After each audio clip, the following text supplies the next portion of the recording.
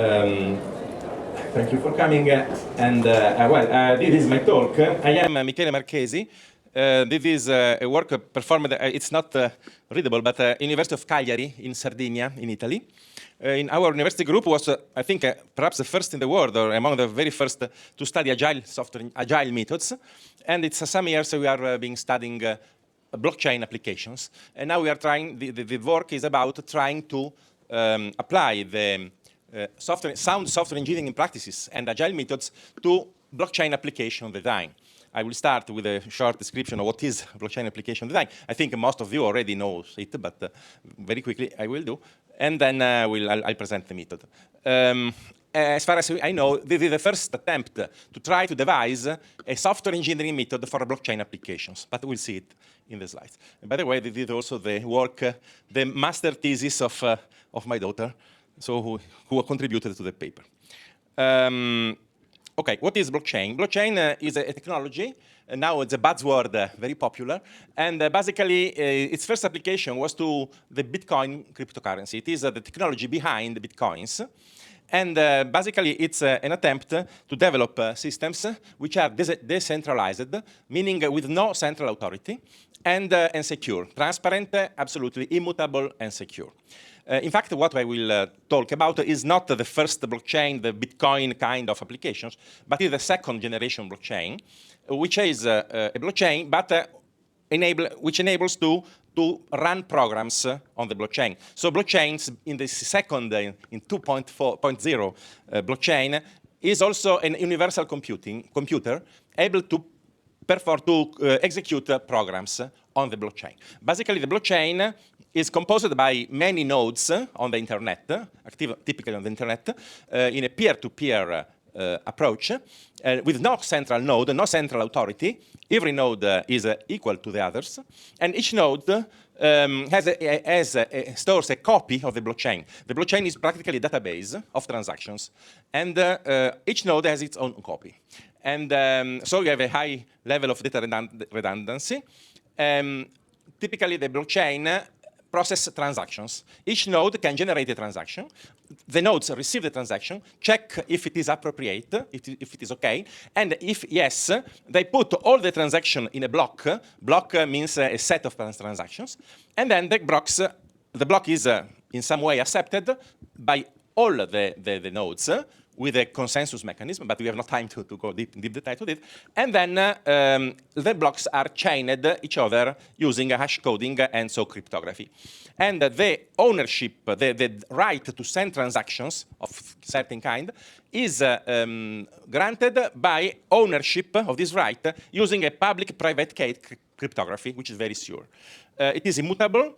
And as I said, the second version of the blockchain is also able to run programs. Also the first version, in fact, but the original programs were very, very limited. And the programs are executed by all the nodes. So these programs are called in blockchain jargon smart contracts, or as SC. Typically, this is a software which is associated to transactions, or to the kind of transactions that define a smart contract or they send a message to a smart contract, and they run on the blockchain. The smart contract runs in every node. In the figure, you see the architecture of a node of Ethereum. In fact, we focus on Ethereum blockchain, which is the most popular in this moment. And it started in about 2015 or 2016, and now it is the most popular blockchain 2.0 running. The node, you have from down to top, the software enabling the node, there's the software of the blockchain, the Ethereum virtual machine, which is the software able to execute the bytecode of the contracts.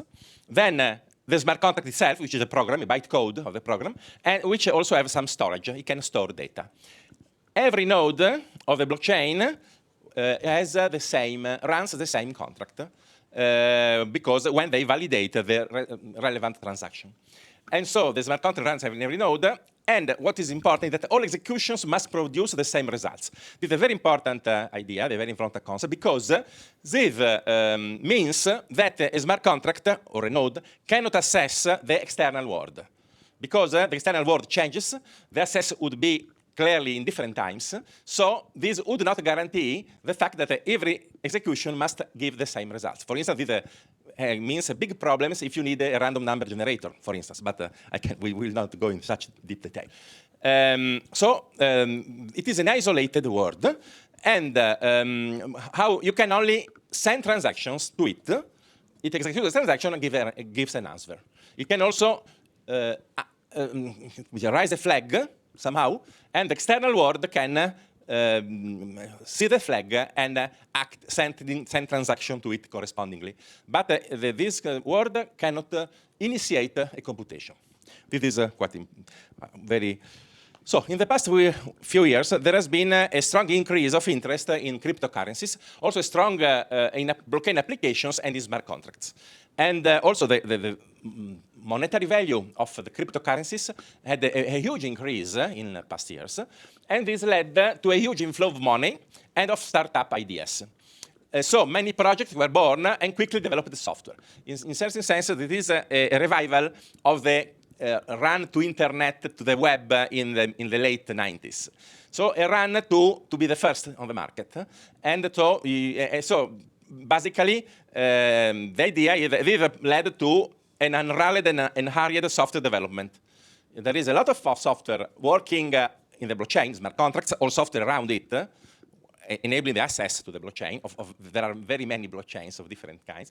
But typically, this software is not very well developed on average. And so we think that we should try to use sound software engineering practice also in this field. This is our idea and our the basis of our work, the motivation of our work. So we propose a software development process. We have some years of experience on smart contract developments, and based on this experience and all the experience on Agile and on software engineering in general, we tried to also on UML, on object-oriented design, we tried to devise a software development process basically for blockchain application. We first present to the public in this conference. So the idea is it is aimed to gather the requirements, analyze, design, develop, test, and deploy blockchain application. It's an agile process, but also make use of some more formal notation to be able to also graphically represent a blockchain application. The steps are these. Of course, since it is an agile method that can be applied iteratively, like Scrum, for instance, these are logical steps. Clearly, the first are somehow, most of them occur at the beginning, but during the iteration, they can be clearly reiterated. So it's not a waterfall. Okay, you don't have to think of it as a waterfall process, but logically, as all processes, it is displayed and explained as a waterfall. So there are steps to gather requirements. To divide, one of the main ideas of the method is that the system has to be divided into subsystems. One is the smart contract system, which has these very peculiar characteristics I said before. So it must be isolated from the world. And also it has very, very strict security requirements, especially if it is a program aimed to manage money on it, virtual money, cryptocurrencies, but which are clearly money. First, I saw a person in the hall with a T-shirt written, "In code, we trust." Well, the first rule of blockchain development is you cannot trust the code. Because if there is something wrong in the code, if it can be exploited, it will be exploited for sure, because it is public. Okay, well, by the way. So, the blockchain system and the external system, which is more traditional, typically based on JavaScript, on Python, on other languages, C++, able to send transaction to the blockchain, to see the status and to interact with the blockchain, sending transaction to it. Then, of course, the testing and the deploying.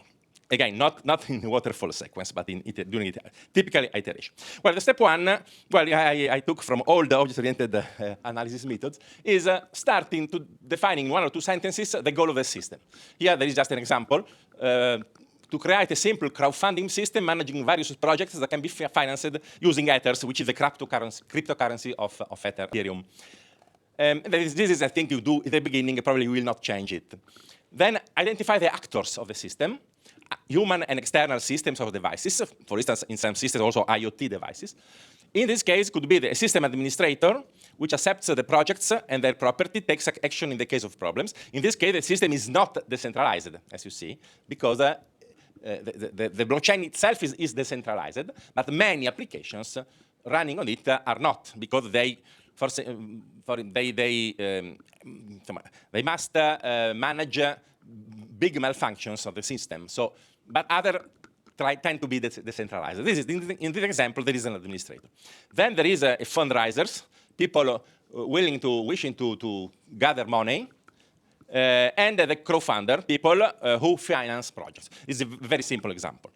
The step 3 are to write system requirements in terms of user stories or feature, like in Agile. And so, for instance, in this system, create system, the administrator creates the contract that registers his address.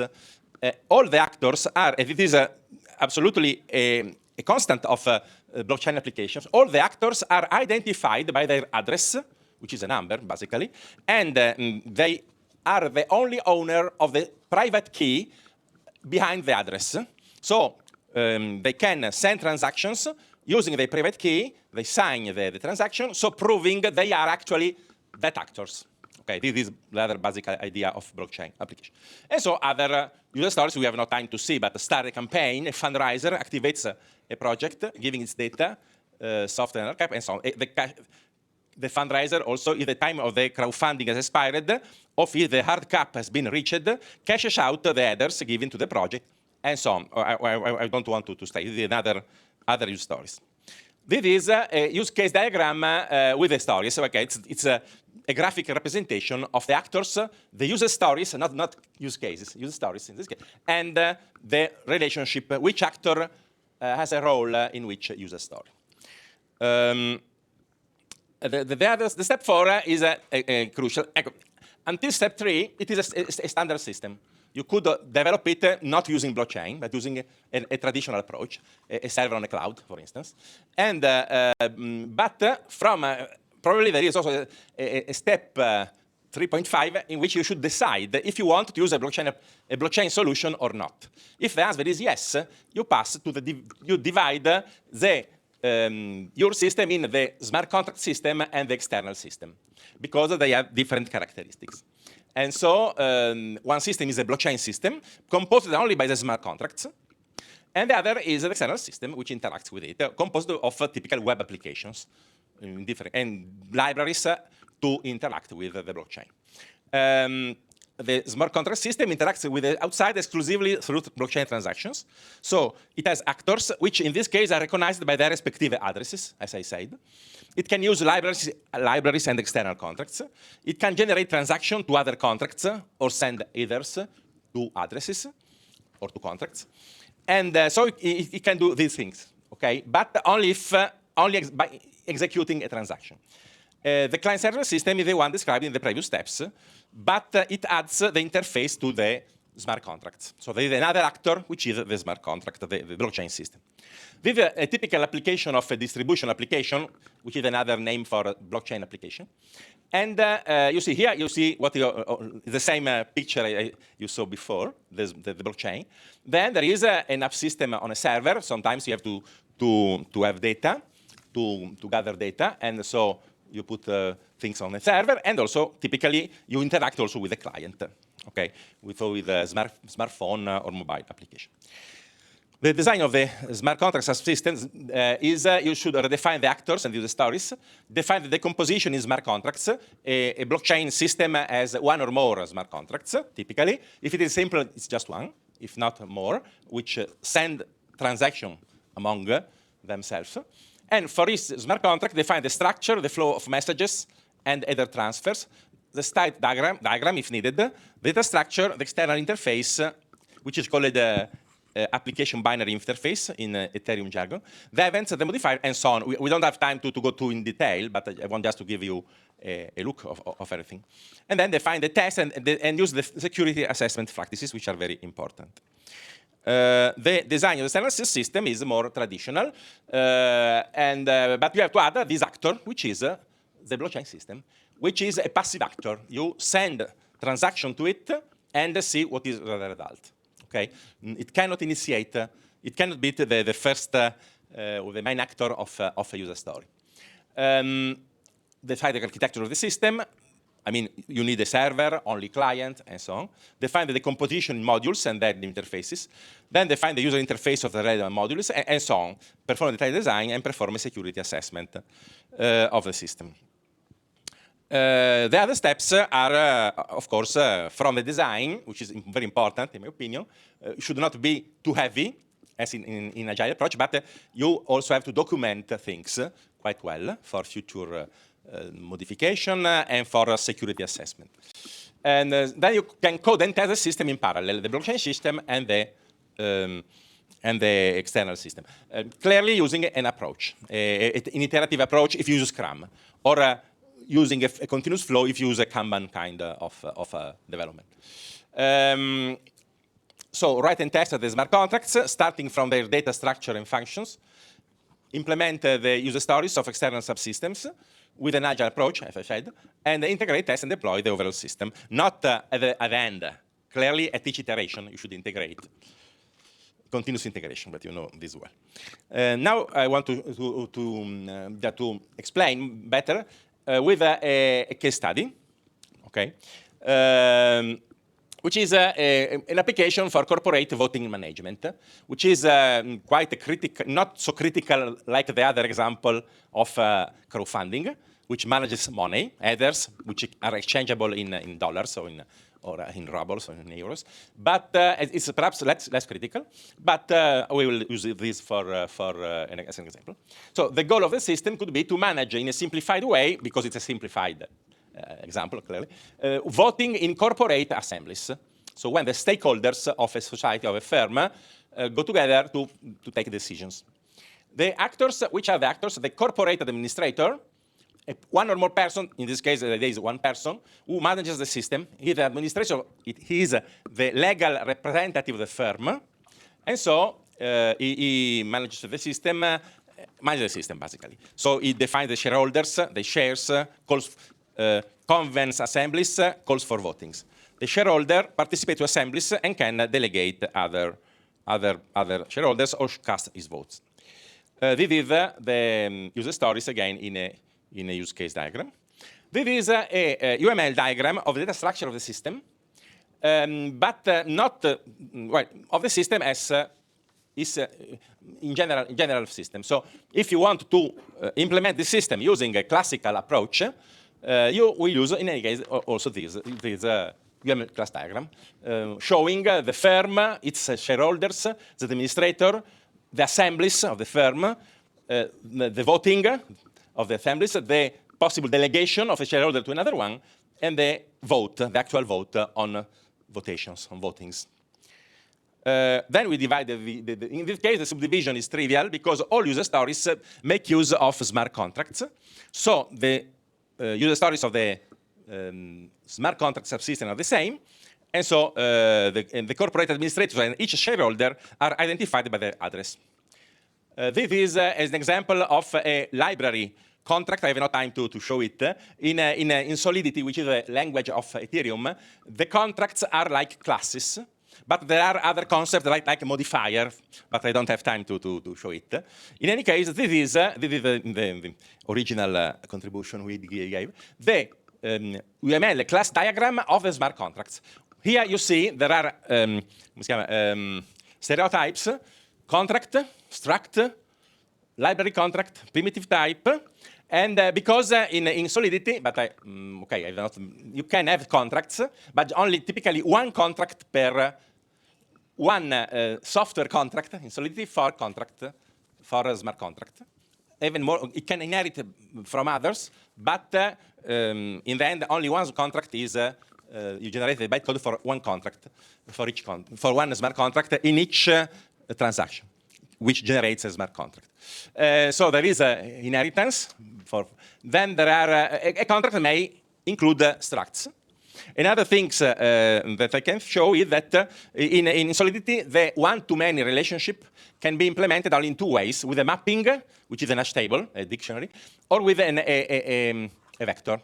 There are only mappings. Also, so you see here we represent this fact. Okay, this is simply a state diagram of the shareholder participating or not to an assembly, but it's not important. This is classical state diagram. I have almost finished. These are the modifiers that you have to, now clearly I cannot represent all the example, but here there are the modifiers, which are a specific characteristic of solidity. Basically, they are functions taking a binary, logical expression, true or false, and they are used to enable or not a function. But and then many others. Here they are the actors, the external system. You have again an administrator and shareholder in the sense that the people which will use the applications, and the smart contract subsystem. I have no time to go. Something about, and this is the last, almost the last slide, something about the security assessment. They are very important in smart contracts, especially if you have to manage money, to manage Ether transfer in this case. And so there are a checklist we devised, we are still working on it, to check many known issues that can be can arise if you don't code well, and that in the past were also used to exploits even of hundreds of millions of dollars, worth hundreds of millions of dollars. So I have no time to go through them, but there are typically checklists of security practices. And with the last one, in conclusion, we need software engineering practices to develop distributed applications. And so this is what we are trying to do, basically, because there are issues like security issues and software quality and maintenance issues, which are presently plaguing blockchain development. And we think also that in this field is very quickly developing, I mean, the general blockchain application development. So people working in software engineering has a good chance to be among the first if they work on this field.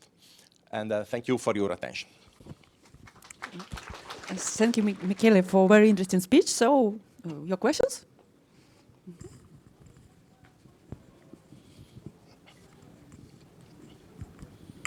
Thank you for your presentation. My question, the next. What was the most difficult part in creating blockchain application compared? I don't hear. Okay, do you hear me? Great. Yes, what was the most difficult part in creating a blockchain application compared to usual approach? Well, I think basically they are software, like other software. I think the most difficult part is to understand that they are a different world than traditional one. For instance, this fact of the impossibility to access the external world, which for some application is very, very critical. And so I think you have to somehow to change the way to think when you develop a smart contract. The system around is a classical system. You simply have to use API libraries to interact with Solidity and Ethereum system, and it's not a big problem. You must understand this, you must learn this, and then you can use it. But to develop smart contracts is more difficult, more challenging. You have to change some mindset. But you know, human people are very, very clever and very able to adapt to different situations. So in the end, you will do it. Thank you for your presentation. Could you please describe key factors which need to take into account to decide is this should be blockchain application or classic application?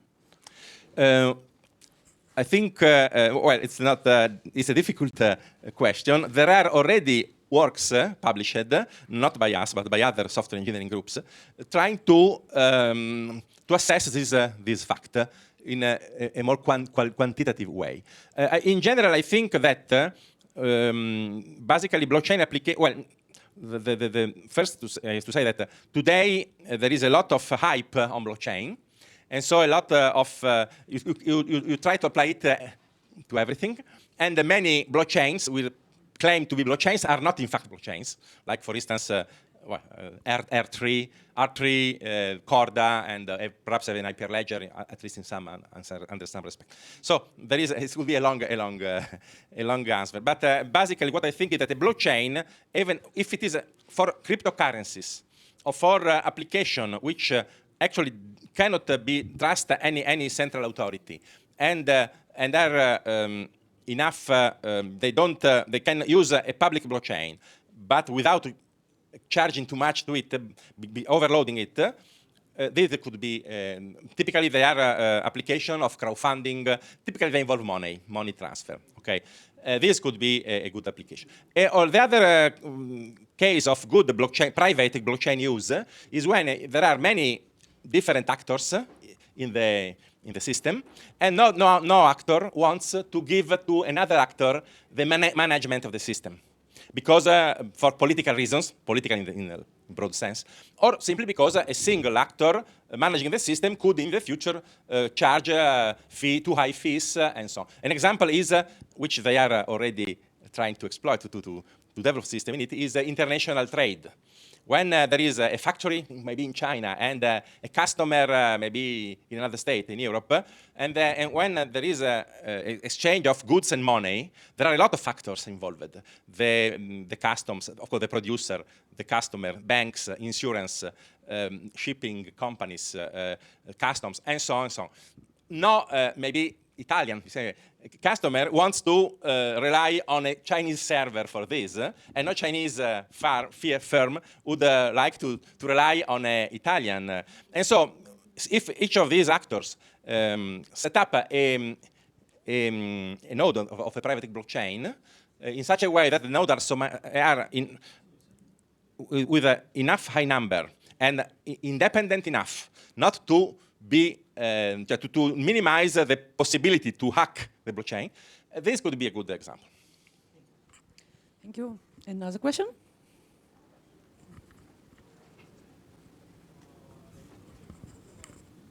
Thank you very much. When we design the system with cross-border data transmission, should we consider something extra? And if you want to design a system? With cross-border data transition, Yeah. System for different countries. Okay. Yes, it is. As I said, this could be one of the best applications for this kind of for a blockchain. For a blockchain, when you want a system in which no party wants to give the control to another one. Thank you. Another questions? Thank you, Michele. It was very interesting. Thank you. Thank you.